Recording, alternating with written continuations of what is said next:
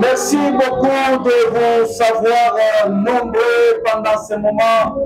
Nous disons merci au Très-Haut, merci à Yahushua qui nous donne cette opportunité devant ce plateau combien béni, je dirais, parce que nous avons l'honneur de recevoir aujourd'hui un homme de Dieu qui sera avec nous dans cette tranche question-réponse. Alors, il sera question de parler sur le stratagème du diable par rapport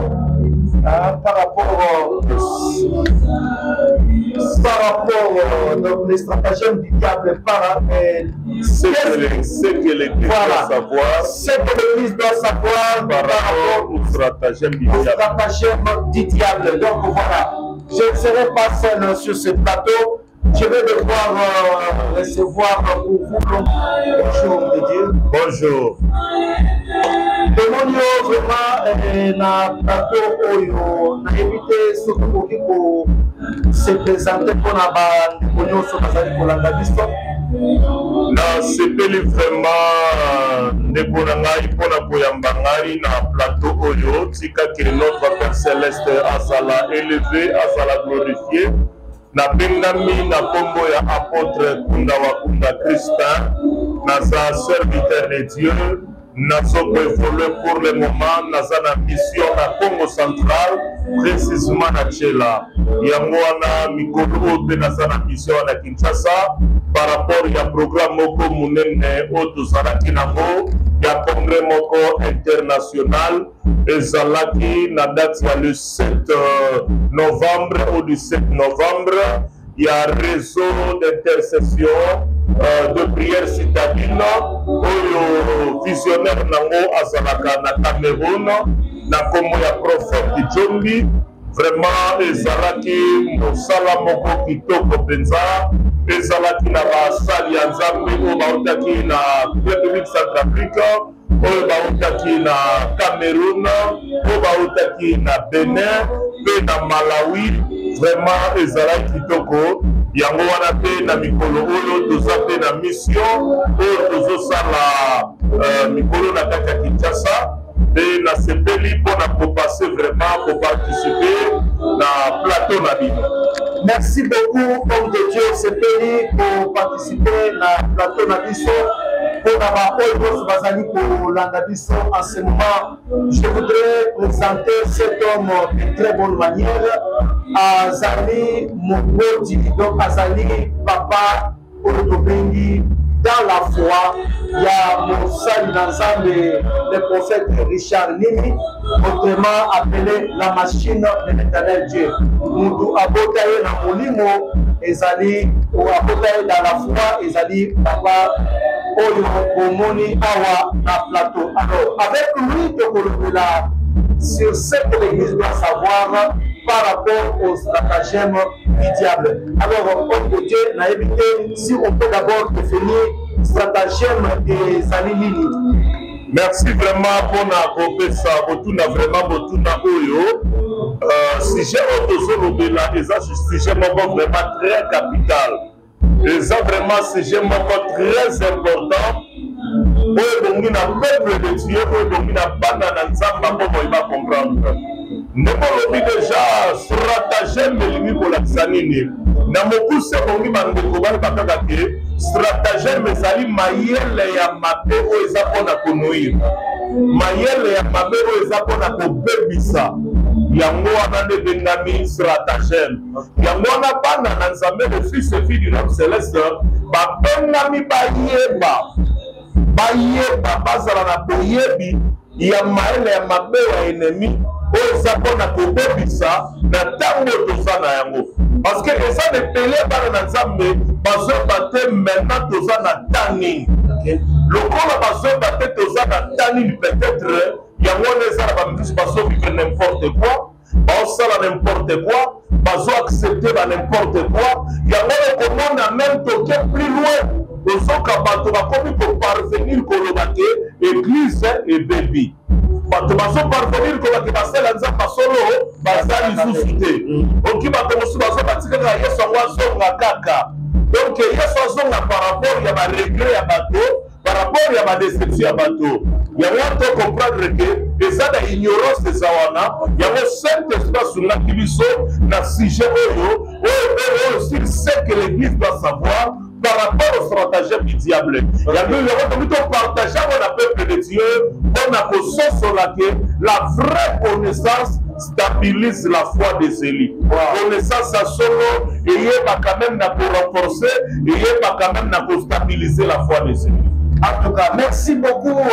Foi, il y a solo, la vraie connaissance, et ça pour stabiliser vraiment foi, il y a pas élit. Alors, apôtre, avec vous, nous voulons vraiment toquer vraiment la tranche question-réponse parce que vous allez colober la stratagème du diable. Donc, déjà, par définition, de comprendre que stratagème du diable, ils allaient tout simplement intelligence aux années nuisibles.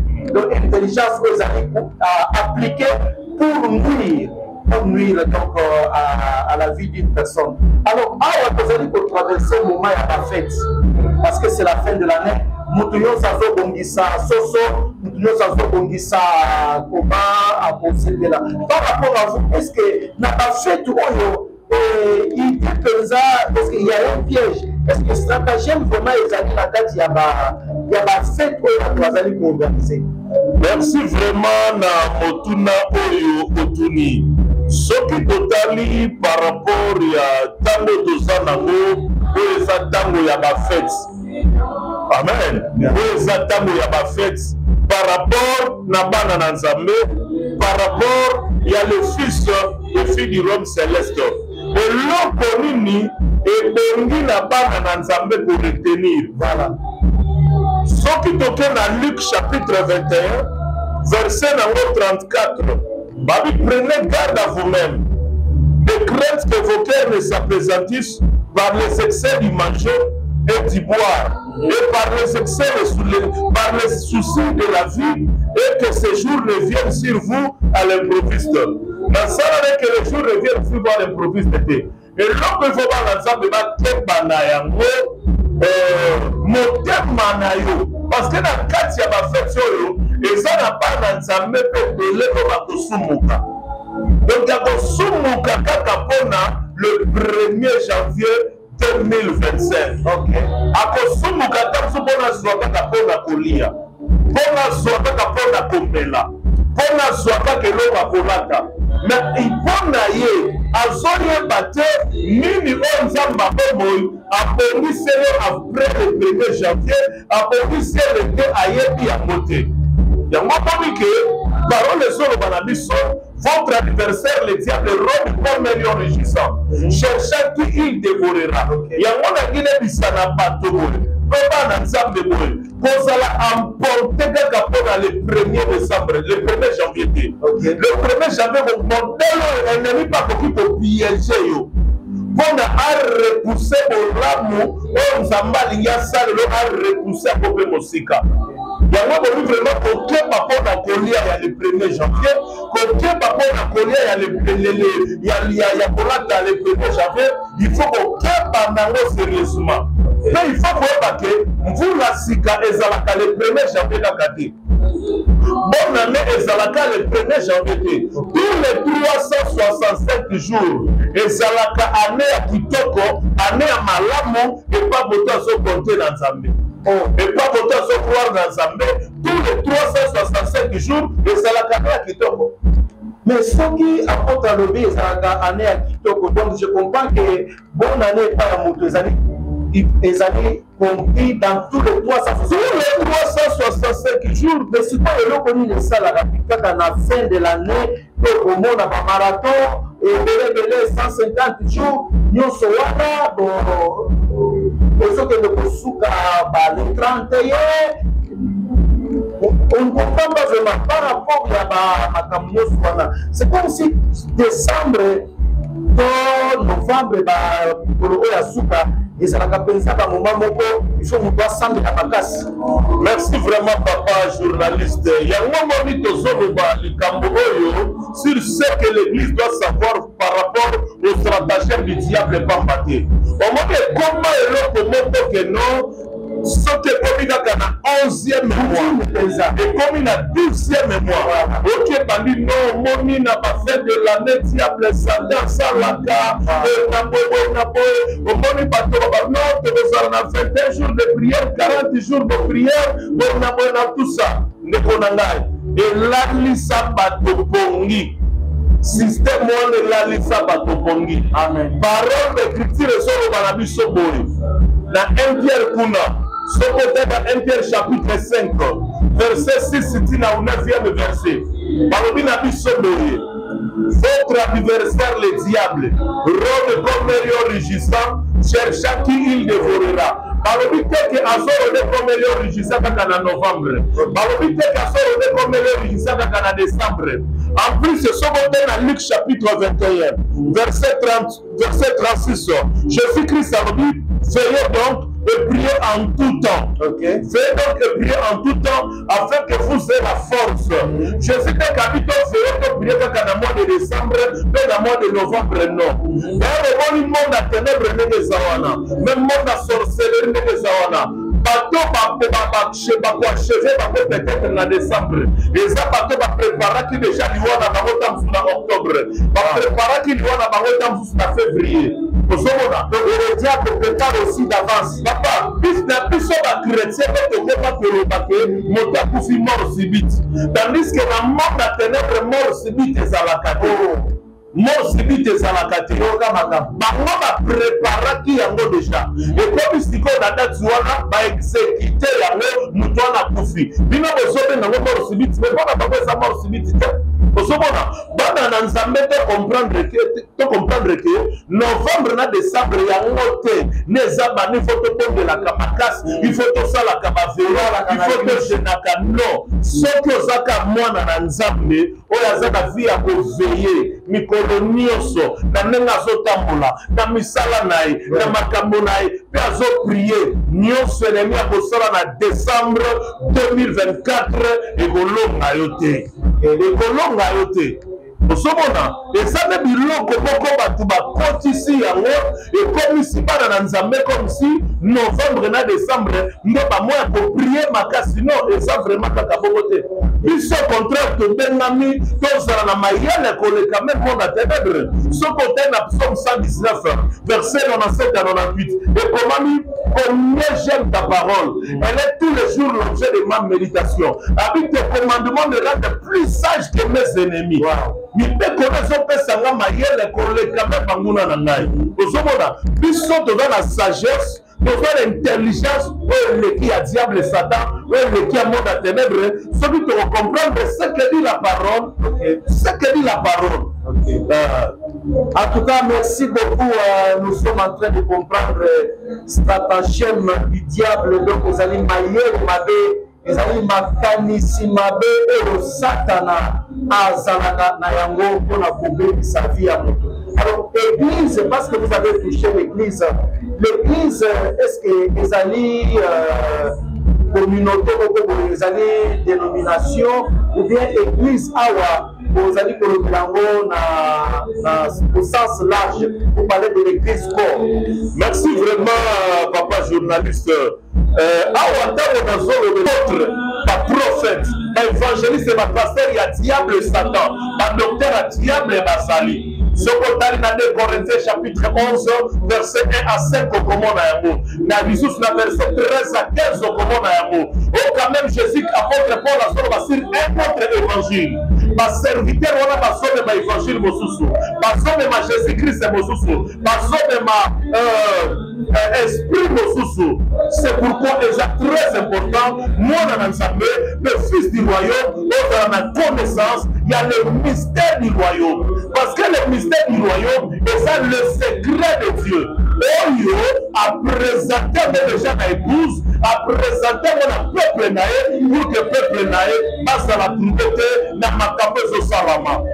Au total, ma serviteur, ma monaki de la Tawana, ma titi à ma belle partie ma casse, ma ici même permettre ton logo, la remettre à l'hôpital, même si la monnaie se colle à sable, dans mon corps et à moisson, de tokozwa mpe tokomi yango tokozwa mpe livre tokobwaka yango na moto ndeko na nga mokolo ezali ozala apôtre ozala prophète évangéliste pasteur docteur la moisson ezokoya la moisson ezokoya mokolo nzambe bomoi akomettre fin na makambo nyonso ozoloba koza mwana nzambe mais est ce que makambo ozosala eza bana nzambe yebake mokolo ezali mokolo ezali deuxième eloko tozoloba ntango tozomona ce que l'église doit savoir face aux stratagèmes du diable makambo ebongi comprendre tozokende komona les œuvres de la chair entre les fils et filles du royaume céleste les œuvres de la chair parmi les fils et filles du royaume céleste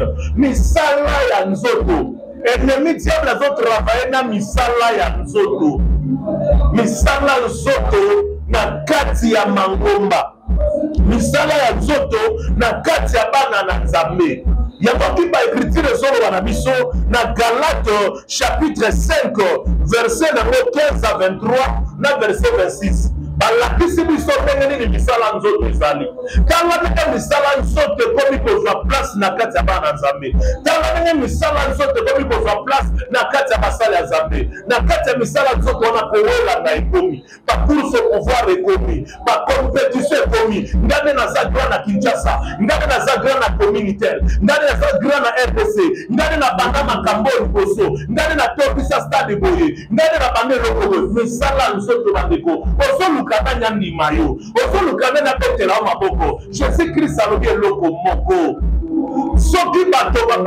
bato bazokumisa yo bato bakoki kokumisa yo bato bazokumisa yo peut-être makambo bato bazobetela maboko ebana nzambe eza domination ekolanga toza na besoin bato bakumisa biso nano te toza na besoin bato babetela biso maboko te tozoluka nde louange à notre Père Céleste tozoluka nde louange à le véritable Dieu yango yebake ennemi na batango oyo azotravaille mpe na misala ya nzoto ezoma bascandale même na kati ya bana na nzambe yango bana nzambe tala vie na yo nini ekomi kodomine tro babi na biso marché selon l'esprit ne poko accomplir le désir de la charité vie na biso eza vie ya molimo il faut les œuvres de l'esprit le fruit de l'esprit ezwa place pour que to marché malamu yeba ke ennemi azotravaille na plusieurs formes okomona troisième point mpona totia point virgule les scandales yeba ke bascandale ekoexistaka toujours bascandale ekoexistaka toujours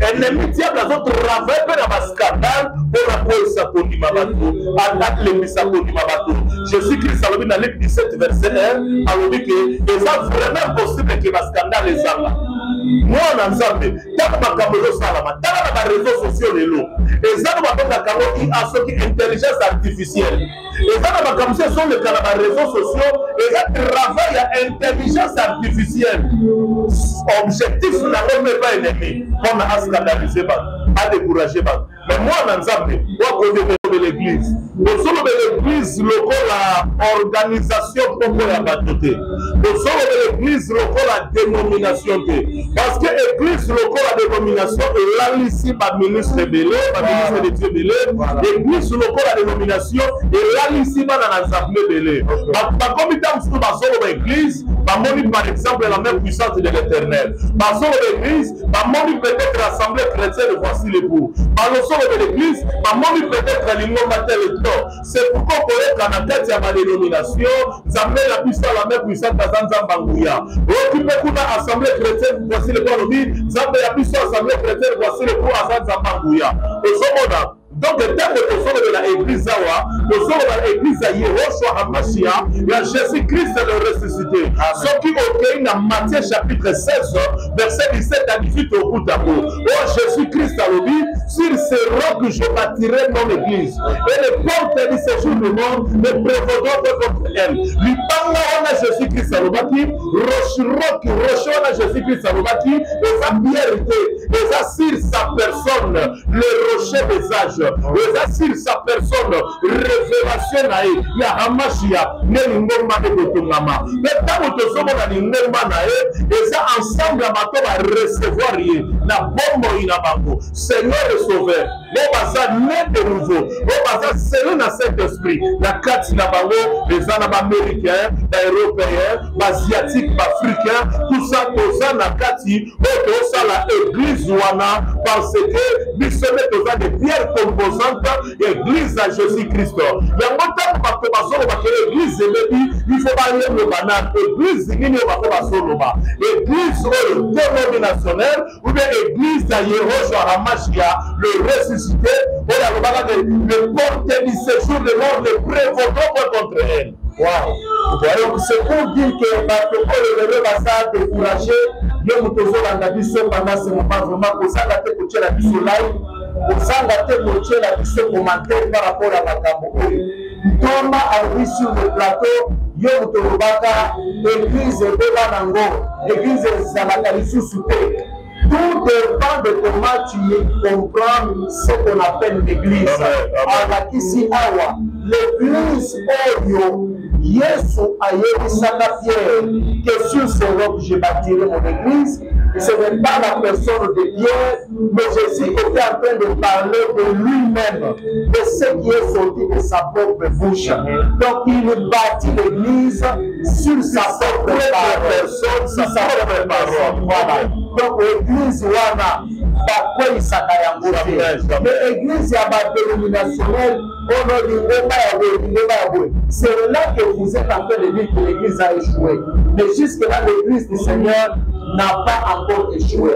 En tout cas, vraiment, ça mérite vraiment d'être signalé. Parce que vous allez penser très capital. Nous vous faisons décourager que l'église est encore souvent de profiter. Il y a un petit combat qui se lève comme on place dans Actes des Apôtres, dans chapitre 5, dans verset 38, tu n'as 39e verset.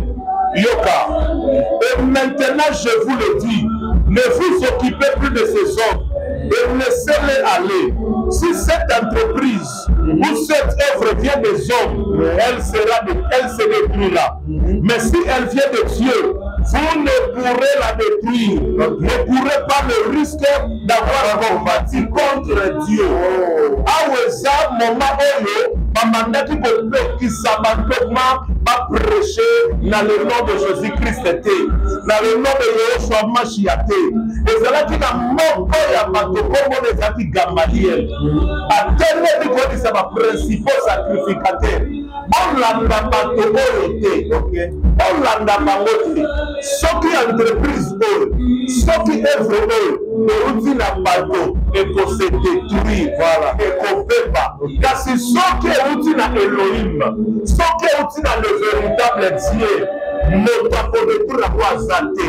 Mpe bokeba noki bobundisa nani nzambe ya pokolo ndekolanga na ngine bisa yo eglize oyo tozolobela awa awuta na motu te, awuta na Yehoshua Hamashia, akotama na Yehoshua Hamashia, aza bati na Yehoshua Hamashia, Jésus-Christ le ressuscité.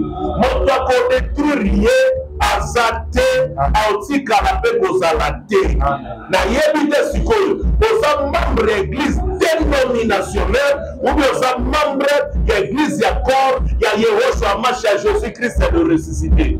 Yo moko ce qu'il faut sosolo. Alors, apôtre, parce que vous avez parlé de l'église corps et vous avez parlé de l'église dénominationnelle, parce qu'il y a une condition pour faire partie, pour être membre de l'église corps.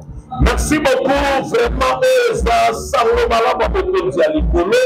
nous avons vraiment la carte à fondement des apôtres, des prophètes. Jésus-Christ est dans la pierre angulaire. Pour nous, membre. Il y a corps ya Yehoshua Mashiach, il y a l'église ya Yehoshua Mashiach, et l'autre à Liboso, Jean chapitre 1, verset 12.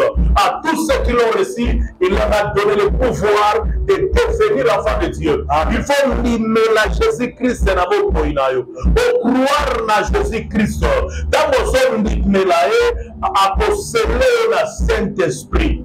Molimo santo akozala na kati na yo ozala baptisé na Saint-Esprit wa osala yo membre ya église wana oya osala yo partie ya église wana petit personnes oyo bandi kolanda enseignement ya Jésus-Christ ndenga lobaki enseigner à observer tout ce que je vous ai prescrit oyo aza corps ya Jésus-Christ aza moto andimela ye aza moto akroire na ye aza moto aza né de nouveau pamba te komami ce qui est de l'esprit est esprit ce qui est de la chair est chair église na otama na molimo yango wana komona na 1 Corinthiens kuna bazoloba na biso nini balobi ke Adam na liboso azalaki une âme vivante mais second Adam aza un esprit vivifiant c'est ça okoki kozala membre ya église dénominationnelle oza membre ya corps ya Christ makambo yango wana biso église na biso eza église ya la vérité kuna bato bazobika kuna badélivrance ezobika longwa kozala fanatique ya église dénominationnelle okoki kozala na kati ya église dénominationnelle mais tu n'es pas dans le corps. Donc dans le corps, être dans le corps c'est autre chose et la foi par excellence pour être dans le corps c'est croire à la parole, croire au Seigneur Jésus-Christ comme Seigneur et Sauveur de votre vie. En tout cas, merci beaucoup à votre école à Kufungola. Bande Pognon sur Bazali pour la pendant ce moment. Je pense que on peut s'engager pour liker, on peut s'engager pour partager bien. Oh, vraiment, Matambo, les amis, très important, Batukayo Nayango. Yo, Mutolobanda, l'église est Koufa, église est Koufate. Yo, Moto, Olekaka, Ozo Finga, Finga, dénomination. Mais église corps de Christ, c'est la personne de Jésus-Christ lui-même.